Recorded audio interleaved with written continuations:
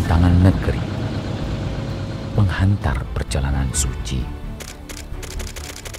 Setiap perjalanan suci tidak pernah dimulai tiba-tiba. Ia diawali oleh langkah perlahan dari sudut rumah menuju tempat penuh harap. Di asrama haji, tempat jemaah berkumpul sebelum berangkat, tangan-tangan negeri mulai menyentuh jejak. Mereka hadir untuk memastikan segalanya berjalan tertib, aman, dan tenang. Embarkasi. Detik pertama dimulai dari sini, dengan mata jemaah yang basah oleh doa dan hati yang penuh tanya. Petugas hadir tanpa banyak bicara, cukup dengan senyum dan uluran tangan yang ramah.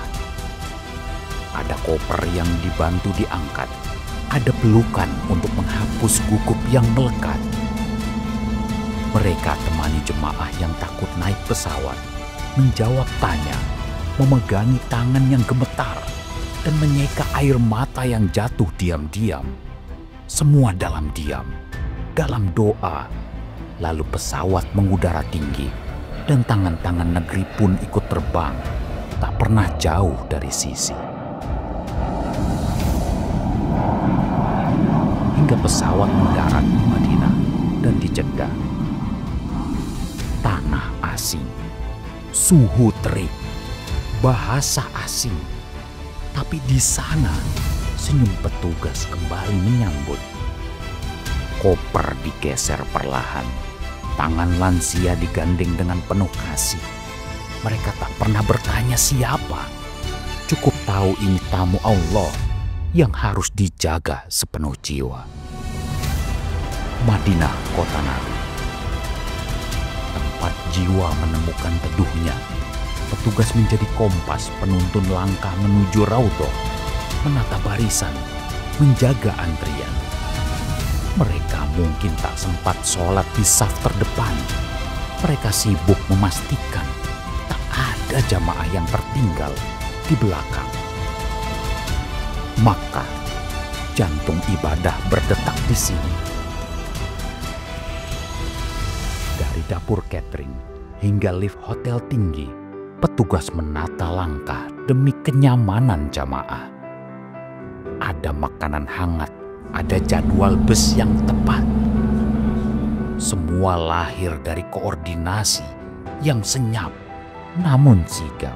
Arwal dan Miss Falah, apa ada yang monitor saudaraku? Mereka tak tawaf, tak pula ikut sa'i, tapi merekalah yang memastikan semua jemaah paham akan tata cara agar ibadahnya sempurna, agar tak ada lagi yang tersesat atau bahkan lupa.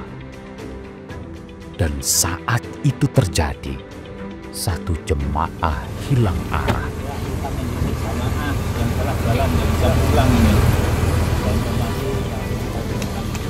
Namun mereka tak menyalahkan. Mereka hanya mencari. Hati di tangan, doa di dada.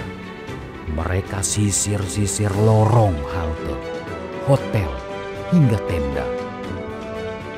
Sampai dua tangan bertemu lagi, dan hanya ada satu kata yang keluar. Alhamdulillah. Alhamdulillah, ini Bapak Hasanuddin telah ditemukan. Ada pula petugas kesehatan yang tak hanya jadi dokter atau perawat, tapi penjaga hidup yang hadir tanpa suara. Mereka angkat tubuh renta, menyuapi yang tak bisa menelan, dan ketika waktu tidak bisa ditunda, mereka pun berakhir menggenggam dengan tangan. Mereka tak hanya menulis laporan, mereka juga mengantar pulang dalam diam, dengan keteguhan yang tak bisa dilatih oleh apapun, kecuali cinta. Satu izin masuk Arafah bukan sekedar dokumen digital. Ia adalah tiket suci ke padang paling sakral. dan petugas bekerja siang malam memastikan seluruh kartu nusuk terdistribusi kepada pemiliknya, memastikan tak ada nama yang tertinggal. Karena kehilangan satu bisa berarti kehilangan kesempatan. Wukuf yang jadi puncak segalanya. Hari-hari puncak tiba. Arafah yang panas, Musdalifah yang gelap, Mina yang padat. Tapi petugas tetap di sana, menjaga, mengantar, bahkan menggendong jamaah yang tak kuat lagi berdiri.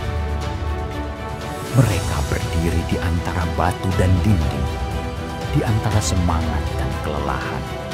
Tak minta disorot kamera, cukup tahu bahwa tugas mereka mengantar ibadah hingga akhir cerita. Tiba waktunya satu persatu jemaah kembali ke tanah air, membawa kisah dan doa dari tanah suci. Petugas melepas dengan senyum, dengan pelukan, dengan air mata haru yang tak bisa ditahan. Tapi semua dibalas dengan satu kata, bahagia. Mereka bukan jemaah, bukan pula penggiring sorak, tapi mereka adalah penjaga arah. Dari gerbang awal hingga pintu akhir, mereka hadir dalam diam, dalam ikhlas yang tak bersyarat. Bukan nama yang mereka kejar, tapi mabrur dalam pengabdian. Karena mereka adalah tangan-tangan negeri yang merawat ibadah ini dengan sepenuh hati. Terima kasih petugas haji Indonesia, penghantar perjalanan suci, dalam senyap, dalam cinta, dalam doa yang tak pernah usai.